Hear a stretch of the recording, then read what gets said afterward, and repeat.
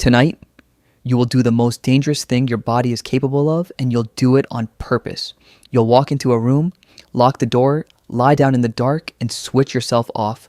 For hours, you'll be blind, dulled, helpless, unable to run, unable to fight, unable to even know if something is standing over you, and it's the safest part of your entire day. You don't think twice about it because nothing is coming, but strip it all away. Take the walls, the door, the roof, the quiet. Put yourself on bare ground under an open sky in a world full of teeth. Now closing your eyes isn't rest. It's a gamble with your life. For your ancestors, that gamble came every single night. And sleep, the thing we treat as escape, was the most dangerous thing they did. Here's the strange part. Every one of them made that bet thousands of times and kept waking up. Think about what that actually requires. For you to be here, reading this, breathing, alive, every ancestor in your line had to lie down in the dark, lose consciousness in a world that wanted to eat them, and open their eyes again the next morning, night after night, for hundreds of thousands of years.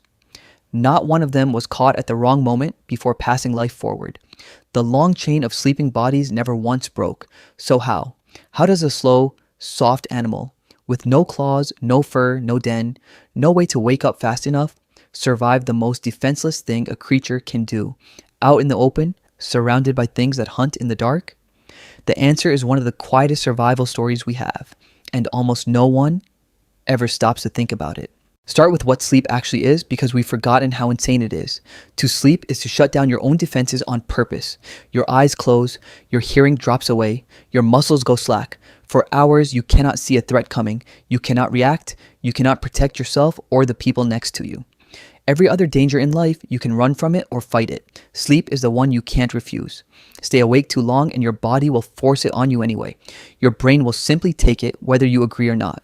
So here's the trap your ancestors lived inside every day of their lives. The one thing they could not skip was also the one thing that left them completely helpless. Every night, biology marched them to the edge of the cliff and pushed them under. And out there in the dark, something was always awake.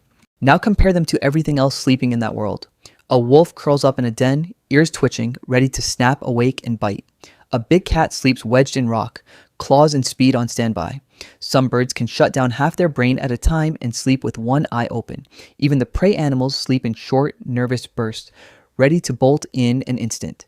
Every creature out there had armor for the night, a hideout, a weapon, or a body built to stay half alert. The human had none of it.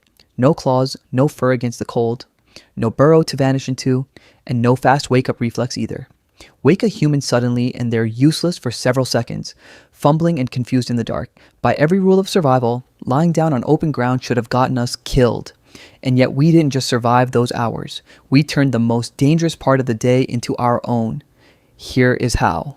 Picture trying to sleep with nothing between you and the open dark. No walls, no roof, no door. Just you, the cold ground, and a night full of things that hunt while you lie there helpless. Out in the open like that, sleep should have been a death sentence. So how did people ever lie down in that world and still live to see the morning? One thing made it survivable. Fire. A fire burning through the night did something no claw or den ever could. It pushed the darkness back. Most predators will not walk into flame and smoke, so the fire became a glowing wall around the sleeping group. The first lock on the first door, it gave warmth against the cold ground, light against the black, and a circle of safety wide enough to lie down inside. Once humans could keep a fire alive through the whole night, the ground stopped being a grave. It quietly became a bedroom. But fire alone doesn't watch the dark. People did. And here's a trick so simple it's easy to miss. They never all slept at the same time. We can still see it in groups who live close to the old way today. When researchers tracked one community of hunter-gatherers night after night, they found something remarkable. Across 20 nights of watching, there were barely 18 minutes. In total, when every single person was asleep at once. Someone was always stirring, always half awake, and not on a schedule, not standing guard on purpose. It happened all by itself, simply because people are different. The young tend to stay up late, the old wake long before dawn. Across one group, those small differences stack into a chain of watchfulness that covers almost the entire night. The grandparent who can't sleep past 5 in the morning wasn't broken. In a world full of teeth, that early rising elder was a morning watch. And nobody slept spread out and alone. They slept packed in close, bodies together, sharing the same small space and the same fire. There were two reasons, and both were about staying alive. The first is heat. A cluster of people throws off real, measurable warmth, and on a freezing night, that shared heat was the difference between waking up and not waking up at all. The second reason is simpler. More bodies meant more eyes, more ears, more chances that someone would catch the snap of a twig in the dark before it was too late. The person who got space to themselves was not the lucky one. They were the exposed one, colder and alone with the night. Sleeping in a heap of bodies wasn't some hardship they grudgingly put up with. It was armor, made out of each other. Where they lay down mattered just as much as how. Forget the image of someone sleeping right at the mouth of a cave, wide open to the night. The safest place was the exact opposite, tucked deep inside the shelter in the warmest, most protected corner, with solid rock at your back and the fire between you and the entrance. That way, anything that wanted to reach you had to cross the flames and the watchers first. Back to the wall, face to the fire. The opening in front of you, never behind. It's the very same instinct that still makes you want the corner seat, your back against something solid, your eyes on the door. That feeling isn't paranoia. It's a sleeping position your ancestors worked out an extremely long time ago, and it is one of the reasons you exist to feel it. And they didn't just collapse onto bare dirt either. People were making bedding far, far earlier than you would ever guess. In one cave in southern Africa, scientists found the remains of grass bedding laid down around 200,000 years ago. By far the oldest ever found, and it wasn't a careless pile of grass. It had been placed on a layer of ash, and mixed into it were plants that are known to keep insects away. Think about what that actually means.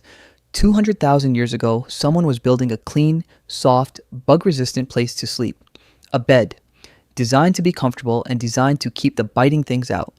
The first mattress is almost unimaginably old. That pull you feel, to make a cozy little spot to lie down, up off the cold floor, away from whatever crawls in the night, is one of the oldest comforts our species has. And the night itself set the rules. With no lamp, no switch, no glowing screen, darkness shaped the entire day. But it isn't as simple as sun goes down, everyone sleeps. Groups who still live this way don't drop off the moment the sky turns black. They tend to stay up for a few hours after sunset, sitting together by the fire, and then wake up somewhere before dawn. And what really ran the clock wasn't only the light, it was the cold. As the temperature fell through the night, it pulled people in toward the fire and in toward sleep. And the deep chill near morning helped to pull them back awake. No clocks, no alarms, just light and warmth rising and falling, deciding how far a day could stretch and exactly when it had to end. Because plenty was waiting out there in the dark. We picture the danger as a single thing, a predator's eyes glinting in the night. But it was never just teeth. There was the cold, which could quietly kill a sleeping body before the sun ever came up. There were the insects and the diseases they carried, biting at any exposed skin all night long. There was sickness, which always feels heavier and more dangerous in the dark hours, when there is nothing to do but lie there and endure it. And there were other people, a rival group that might find the unguarded edge of a camp while everyone inside it slept. This is the real weight of it. Sleep didn't lower one danger. It lowered all of your defenses against every danger at once for hours every single night of your life. So they paid for it.